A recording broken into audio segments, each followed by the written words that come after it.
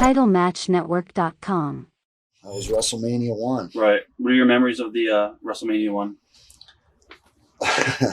Well, it was exciting. You know, there was Mr. T. Right. And there was a lot, starting of celebrities, and started meeting people, and Madison Square Garden is just an incredible place to work, and the electricity and the excitement of just being there, and much less, going to the ring with David Sammartino, with Bruno Sammartino, the living legend, in his corner there with him, and just the electricity was, man, you just had chills when you went out to the ring, Right. And it was great that they had a good plan for me, and they took care of me, and I enjoyed every minute of beating the hell out of David Sammartino.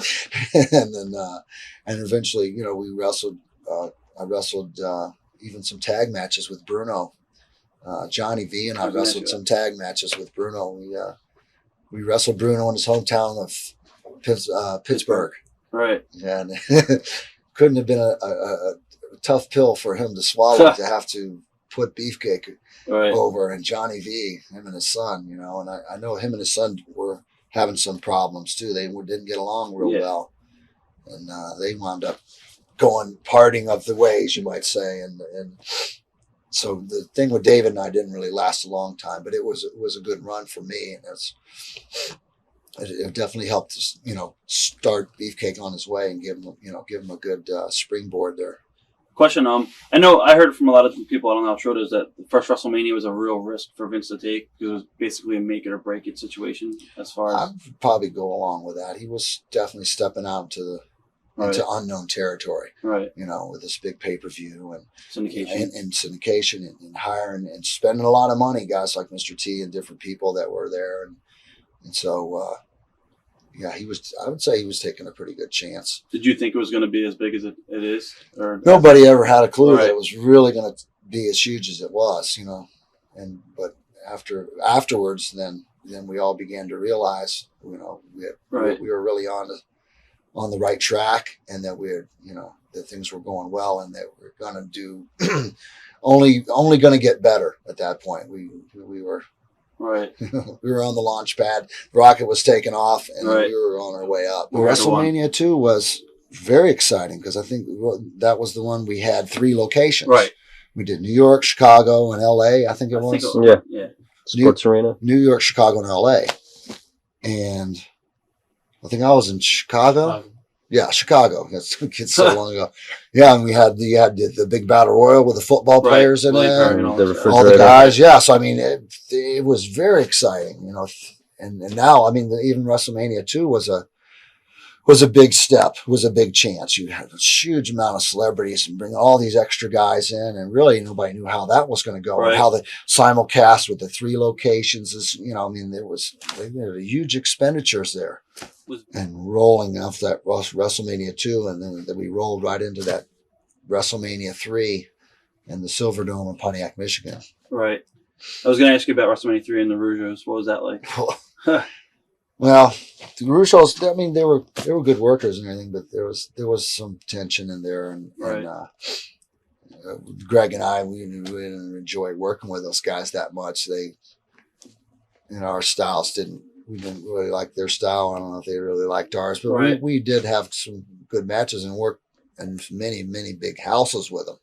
Cops Coliseum up there, 72,000 different places. We worked some huge shows, but there was a little bit of tension definitely in that thing. And that's WrestleMania 3 was where Dino Bravo wound up sliding into my spot, and they sent me off on my own. And that's where I was going into a program, supposed to start a big program with Adrian Adonis. Right. Your memories of WrestleMania 4 and your series with Honky Tonk Man. Oh, yeah. That was, in Atlantic City? Yes.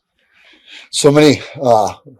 That was interesting at the Trump Plaza there. It was a little different. Right. Working at the casino, but it was a good time. It was great. And the Honky Tonk Man was always easy for me, with his style, and Jimmy Hart and that whole thing. We gelled pretty well together because but he was real touchy about his hair. You know, he never wanted to get touched. Right. Didn't want to do a haircut, so I wound up cutting Jimmy Hart's hair every night. You know, Right. poor Jimmy.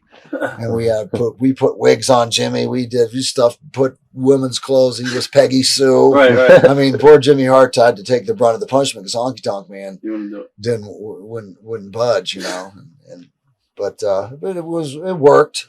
You know, it all worked. It was, you know, wasn't a big deal. Right.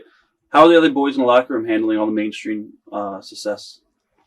Most of the guys were doing well. There was always some problems with some of the guys. You know, sometimes handling success is more difficult than handling, you know, not success. You know, not being unsuccessful. Success can really test you. And there was a lot of guys we lost some guys in the early days there. Rick McGraw passed away.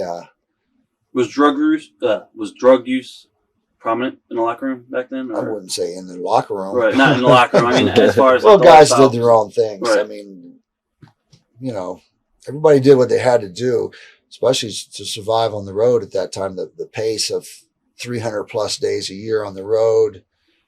You know, some guys were taking steroids, but everybody they were illegal. Right. You know, as long as you're under a doctor's supervision and you're taking care of yourself. And I mean, we were professional athletes, like football players, like basketball, baseball, and every other athlete at the time. Anybody else who was taking steroids. What are your views on steroids?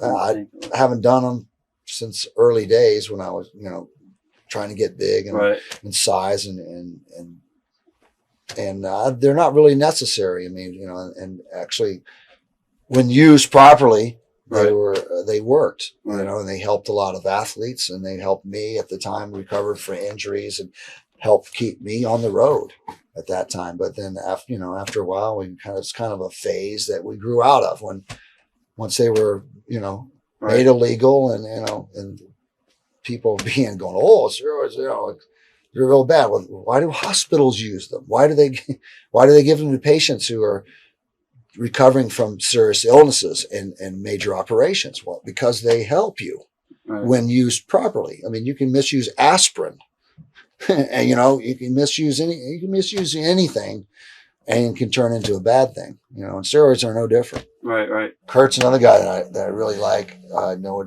worked with his father in the early days back in 1980. I mean, 20 years ago when Kurt was first breaking in. I've had some of the first matches with Kurt. And I have known him ever since, and I know his family. And I mean, I feel that he's one of the great workers in the business. Really, when he wants to, there's nothing he can't do. I mean, in the ring wise, I had some of the best matches I've ever had in my life.